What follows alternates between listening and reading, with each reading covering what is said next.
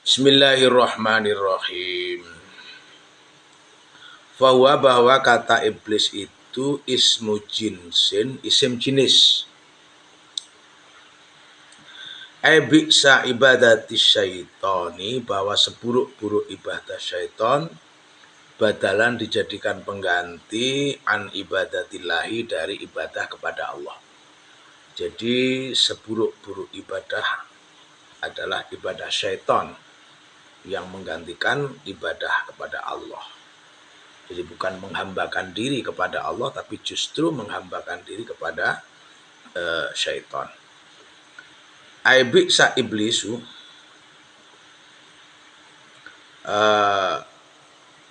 bahwa seburuk-buruk iblis badalan sebagai ganti anillahi, dari Allah.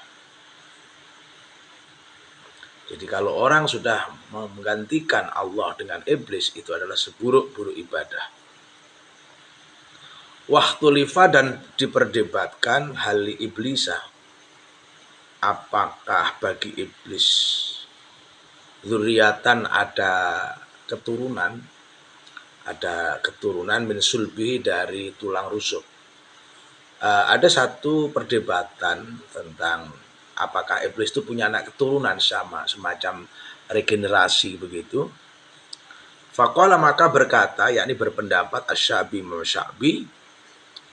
Sa'alani, bertanya kepadaku, rajulun, seseorang. Faqala, maka ia berkata, hal iblis, apakah bagi iblis zaujatun, ada istri. Jadi ada seseorang bertanya kepada Sya'bi, apakah iblis itu punya istri? Inna dzalika, bahwa sesungguhnya yang demikian itu ursun, ada semacam perkawinan, lam asyhadhu, yang aku tidak pernah menyaksikannya. Tsumma dzakartu, lalu aku menyebut lahu untuknya, menyebut qaulahu, firman Allah, fa afatattakhizunahu wa dzurriyyatahu auliya. Ada satu ayat yang mengatakan bahwa apakah kalian mengangkat iblis dan keturunannya sebagai pelindung. Fa'alim tu, maka dari situ saya mengetahui annahu, bahwa ia layakunu, tidaklah dzurriatan, bagi iblis itu ada keturunan, illa min zaujatin, kecuali kalau ada istri. Fakultu, maka aku menjawab na'am, ya. Jadi karena di Al-Quran ada kata dzurriyah untuk iblis, hingga kemudian orang itu berpendapat kalau dzurriyah berarti punya istri gitu loh, ada pasangan-pasangan. Wa qala Mujahid, dan berkata Mujahid, inna iblisa,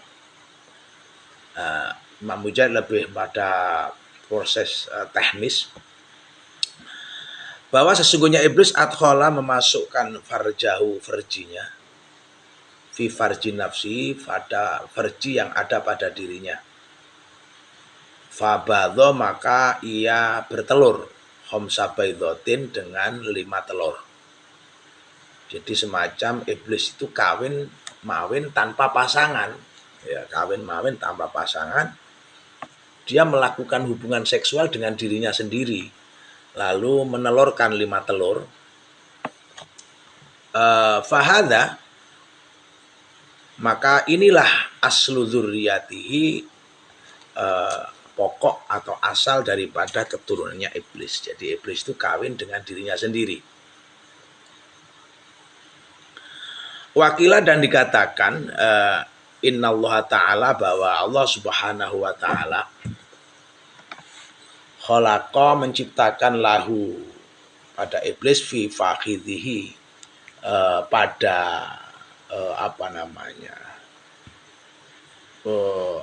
pahanya, al-yumna, yang kanan,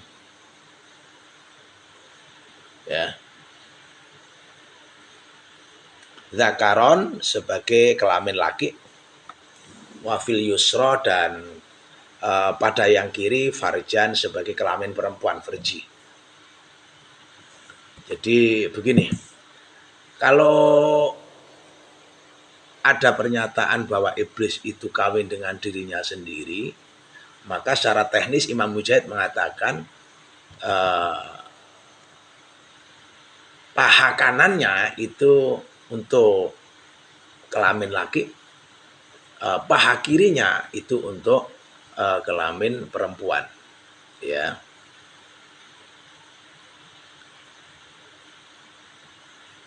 Jadi kalau kita lihat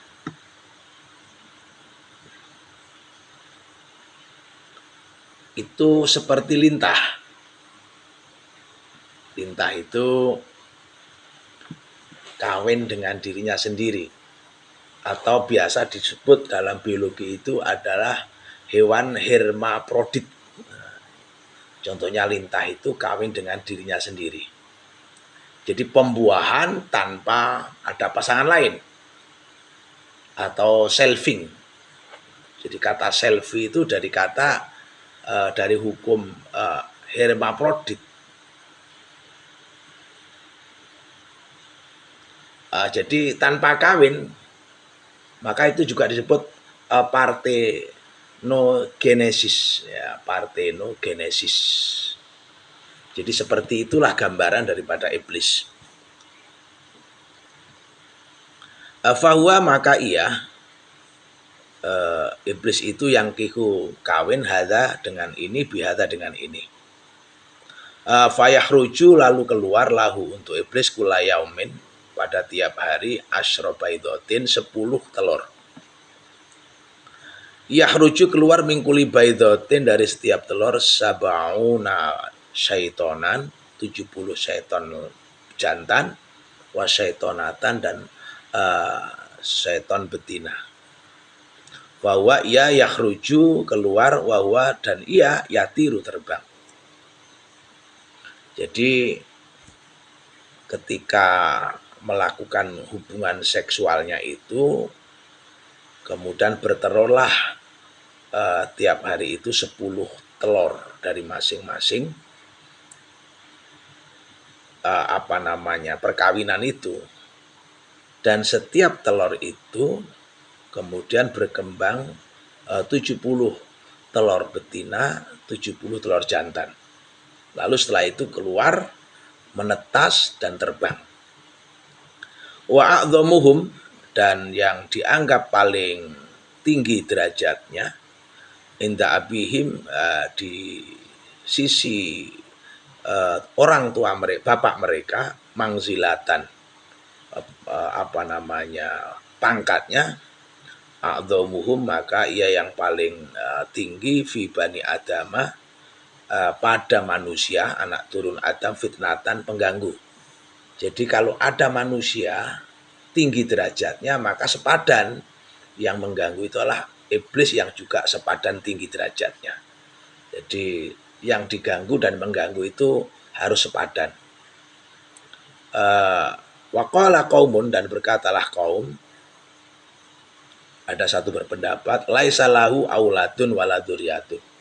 Laisa, tidak ada lah bagi iblis auladun, anak, waladuriyatun, dan juga tidak punya keturunan.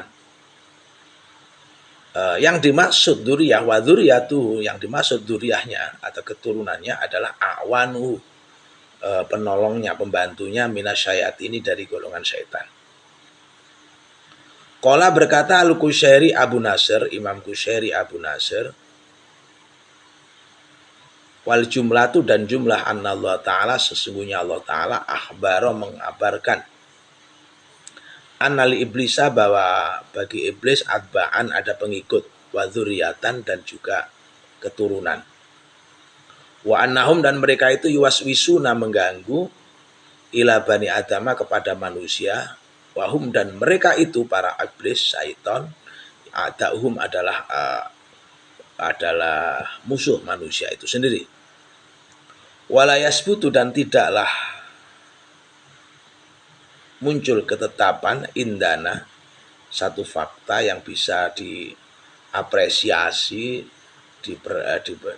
didiskusikan, kaifiatan, cara, fi kaifiyati tawaludi, bagaimana cara beranak pinak, minhum, dari iblis. Wa hudusuz dzurriyyati, dan kondisi keturunan an iblisa, dari iblis, wa fayatawaqqafu, maka muncul satu pendapat, al-amru, satu perkara, fi di dalamnya, ala naklin, atas satu sumber sohin yang soheh. Jadi kalau kemudian dikatakan turun-temurun seperti apa, diskusi terakhir mengatakan bahwa para pasukan iblis dan setan itu mengganggu manusia. Lalu bagaimana mereka itu beranak pinak, masih dalam sebuah diskusi yang penuh misteri. Kaifiyatan fi kaifiyati tawallud minhum wa hadusud dzurriyyah an iblis, dan munculnya keturunan dari iblis. Itulah gambaran tentang diskusi tentang bagaimana iblis itu beranak pinak. Wallahu a'lam bishawab.